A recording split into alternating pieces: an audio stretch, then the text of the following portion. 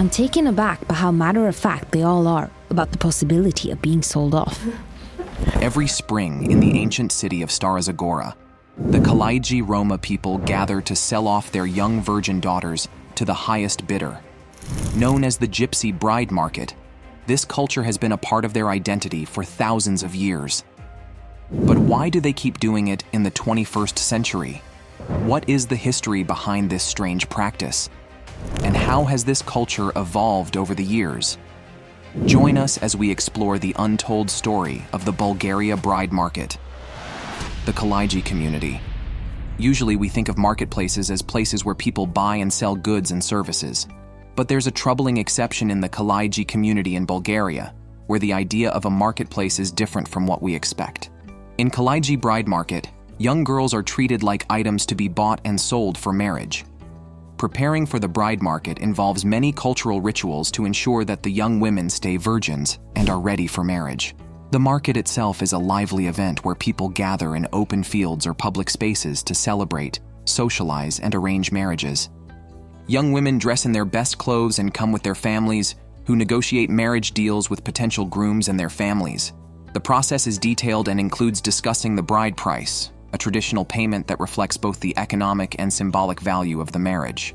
This tradition faces criticism, especially in today's world where human rights and gender equality are important. Many argue that it treats women as items and limits their freedom. The Kalaidzhi people are reportedly the hardest group to approach because they resist nearly all external opinions. The treatment of women within the community is viewed by some as a form of discrimination. Women are said to be discriminated against both in their family roles and due to their limited participation in society. Observers argue that, even in the 21st century, the belief that women should be so restricted as to lack basic knowledge and skills for the workforce is unacceptable. However, these concerns often overlook how important this practice is to the Kalaidzhi community's culture. To fully understand how the bride market works and how it is organized, we need to look at the Kalaidzhi's history, their economic situation, and how they differ from the rest of Bulgarian society. The Kalaidzhi are known for their skill in working with copper, earning them the name tinsmiths. As part of the larger Roma community in Bulgaria, they have unique traditions and a nomadic lifestyle centered around their trade.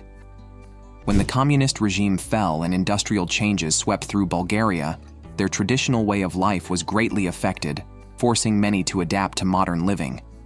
Despite these changes, the Kalaidzhi have worked hard to preserve their cultural traditions, with the bride market being a prime example. They appear more prosperous than some other Roma groups because they have diversified into various trades and businesses. However, they still face issues like discrimination, social exclusion, and poverty, common among many Roma communities. These socio-economic challenges influence how the bride market functions, as economic factors are closely linked to cultural practices. Their use of a Romani dialect and unique customs set them apart from other Roma groups and mainstream Bulgarian culture. This distinctiveness is both a source of pride and a challenge as they navigate their identity. The heritage of Kalaidzhi community, Roma. The story of the Kalaidzhi Roma community stretches back many centuries. They were in Persia by the 11th century, moved into southeastern Europe by the early 14th century, and reached Western Europe by the 15th century. By the late 20th century, they had spread to every inhabited continent. In their communities, Roma often refer to themselves using the term Rom, which means man or husband. They call non-Roma Gadje, a term that can sometimes be used to mean something like bumpkin or barbarian. Depending on where they are in Europe, the Roma go by different names: Ziguner or Sinti in Germany, Gitans in France, and Sigani in Hungary. Because the Roma often move around and aren't always included in official records, it's hard to know exactly how many there are. Their travel patterns have been shaped by forced exile or deportation over time. Today, there are thought to be between 2 million and 5 million Roma people around the world. Most of them live in Europe, especially in Bulgaria, Romania, Montenegro, the Czech Republic, and Slovakia. However, just 80 years after arriving in Western Europe, the Roma faced widespread bans and were expelled from many countries. Despite these efforts to drive them away, they often returned or reappeared in the same places. Throughout history, the Roma have frequently been used as scapegoats. They were often blamed for various problems, leading to legal and official persecution. Relations with local authorities have been inconsistent. While some policies aim to settle or integrate the Roma, local officials frequently denied them basic necessities like campsites. During the Holocaust, the Nazis murdered an estimated 400,000 Roma. Traditionally, the Roma have chosen jobs that suit their nomadic lifestyle. Men worked as livestock traders, animal trainers, and musicians. Women often told fortunes, sold potions, begged, and performed for others. Before modern vets, many farmers relied on Roma livestock dealers for advice about animal health. A typical Roma family includes a married couple with their unmarried children and a married son with his own family. When a couple marries, they usually live with the husband's parents, while the wife learns about her new family's customs. In traditional Roma families, as the older son gets ready to start his own household, it's common for a younger son to marry and move in with his new wife to join the existing family. This arrangement is part of a larger pattern that reflects the historical challenges faced by the Roma. Throughout history, there hasn't been a single leader or governing body that all Roma. The community people have not agreed on a single leader or governing body. Even though there have been efforts to establish a central authority through international Roma meetings in cities like Munich and Moscow, no unified leadership has ever come together. Instead, the Roma have created their own unique ways of organizing themselves. In the past, those with titles like Duke or Count were actually chieftains who led small groups of Roma. These groups typically had between 10 and a few hundred households. The Roma have also played a key role in keeping and sharing traditional beliefs and customs. In places where they have settled, like Romania, they have preserved national customs, dances, and traditions that might have otherwise been lost from rural life. With that in mind, let us focus on the central tradition that truly captures our interest: preparing for the bridal market. Getting young Kalaidzhi Roma women ready for marriage is an important and detailed process. It's not just about looking good, it also includes teaching them about their culture, practical skills, and what is expected of them. The aim is to make sure they are well prepared for marriage and its responsibilities. From a young age, these girls are taught that staying a virgin is very important. It affects not just their own chances of getting married, but also their family's reputation and the financial benefits of a good marriage. In addition to formal schooling, they learn important household skills like cooking, sewing, and managing a home. These skills are essential as they get ready for their future roles as wives and mothers.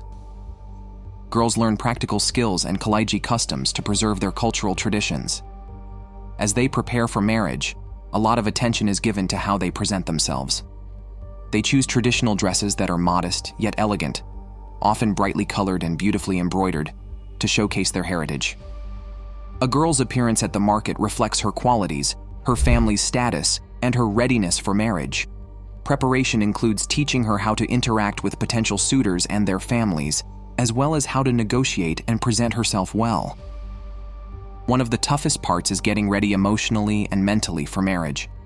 Older female relatives help by sharing their experiences and advice about the changes she will face when leaving her family home. The Kalaidzhi Bride Market begins. Now here comes the annual bride market held at the Bachkovo Monastery. Sometimes this event takes place in the spring, in open fields or public spaces that can accommodate large crowds. These spaces come alive with sparkling colors, music, and bustling conversations, creating a festive yet serious atmosphere focused on matchmaking. A key tradition at the market is the public display of young women in their finest traditional attire. This isn't just about fashion, it's a way to signal to potential suitors that they are available for marriage. The clothing also reflects the family's cultural values and social status. Music and dance performances are also part of the event, highlighting Kalaidzhi's cultural heritage. Families bring their daughters, dressed in their best clothes and jewelry, to be introduced to potential suitors. This showcase involves more than just displaying the girls. They actively engage in conversations, demonstrate their social skills, and sometimes show off talents like singing or dancing. When potential suitors meet with the girl's family, it's a delicate process involving social cues and negotiations. Suitors express their interest and discuss possible matches with the family, often with help from respected community members who ensure everything follows cultural traditions. If a suitor is serious, they start discussing the bride price. This is a traditional financial agreement that shows the bride's value based on her beauty, skills, education, and the family's economic status. Negotiating the bride price can take time and may involve detailed discussions and some bargaining. It's important to understand that, in this community, the bride price is seen as a symbolic gesture, not a payment. For a Kalaidzhi bride, the bride price can range from $500 to $15,000. While the bride market is a rooted aspect of Kalaidzhi tradition, it brings up significant human rights and ethical concerns. A key issue in this debate is the question of consent and autonomy. In this traditional setting, family negotiations heavily influence the choice of a spouse, raising important questions about the extent of input young women have in shaping their futures. How do you think traditional practices can evolve to better respect individual choice and autonomy? Kalaidzhi women are rebelling against the bridal market tradition. In the Kalaidzhi community, the bride market tradition brings out a range of feelings among these young women. For some, it's an important and cherished part of their cultural identity. They see it as an exciting step into adulthood and a way to honor their family and participate in a beloved cultural event. However, not all Kalaidzhi women feel the same way. Some find the tradition uncomfortable and believe it conflicts with modern views on women's rights and personal freedom. The younger generation is increasingly questioning this tradition. Many young women are starting to reject it, wanting the freedom to choose their partners based on love rather than financial or family pressures. For some girls, including those as young as 15, getting married often means they will lose their independence. They may have to take on roles as housewives and mothers, which can limit their personal freedom and opportunities. These women wish for the freedom to choose their own partners and marry for love, rather than for economic or social reasons. There have even been instances where these young women have resisted the bride market by running away from home to avoid it. Even though these rebellious actions aren't common, they question the usual rules of the bridal market tradition. Many families argue that the bride market is not just a tradition, but a crucial part of their social system, helping to secure their daughters' futures and maintain social connections. Yet some see it as a way to gain financially from their daughters. The immense pressure on these young women to conform often leaves them with little room to voice their desires or pursue different paths. The Kalaidzhi community is trying to keep their old traditions while also adapting to modern values, which is quite challenging for them. One of the biggest challenges they face is the bride market, a long-standing tradition that's now being questioned. The interview with the Kalaidzhi girls.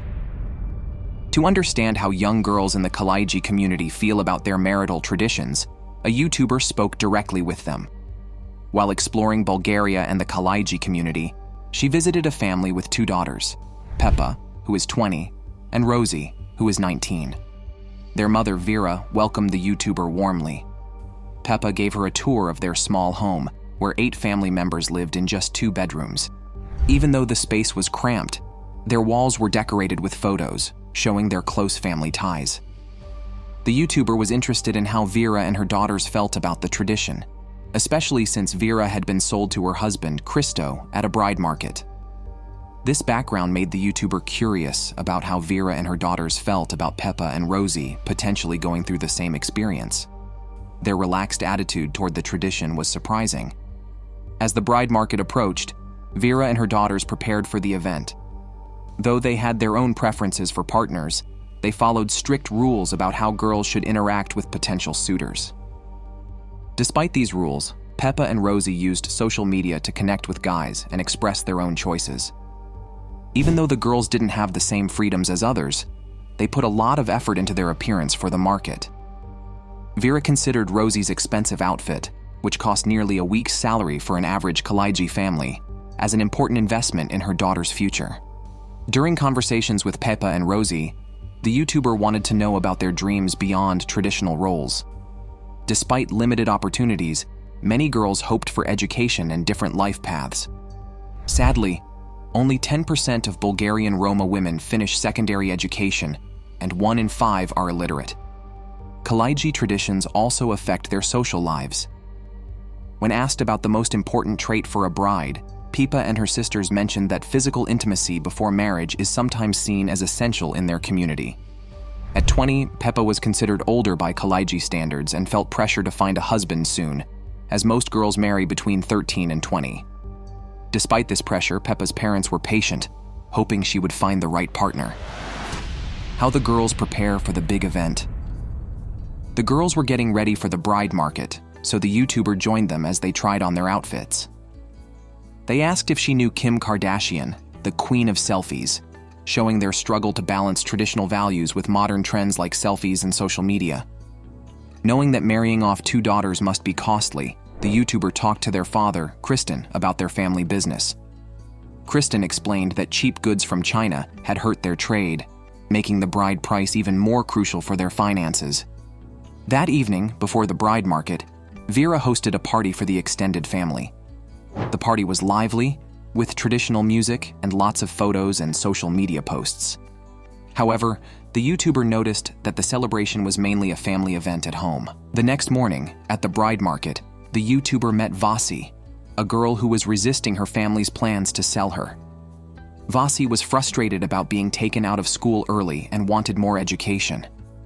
She also had a boyfriend who wasn't Kalaidzhi, and the YouTuber asked her what might happen if her parents found out. The market, held in a large parking lot in Stara Zagora, was bustling with around 2,000 Kalaidzhi community members. Suitors and their families were meeting each other, while Pippa and Rosie looked both excited and nervous. The market gave the girls a chance to meet many potential suitors. Rosie liked one guy, but he seemed uninterested, leading the YouTuber to wonder if their presence was affecting his reaction. The YouTuber observed the market and asked suitors about their preferences. Some liked strong, independent women, while others preferred traditional roles. Feeling uneasy about the idea of women being sold and bid on, the YouTuber talked to Vera to understand what happens if someone bids on one of her daughters. Vera clarified that the bride market is more like a large speed dating event than an auction for forced marriages. By the end of the market, the girls were relieved to have made it through the day without being sold, and Vera seemed to accept that traditions are evolving. The experience showed that the Kalaidzhi community is adapting its customs to fit new realities. In summary, the Kalaidzhi bride market raises important questions about ethics and human rights. Young women in the community have different views on this tradition, showing that their culture is changing. As they navigate these changes, it's uncertain how the bride market will fit into their evolving traditions. This situation highlights the challenge of balancing old customs with modern values. How can traditional practices like the bride market adapt to respect modern values while maintaining cultural identity? Thanks for watching. See you in the next one.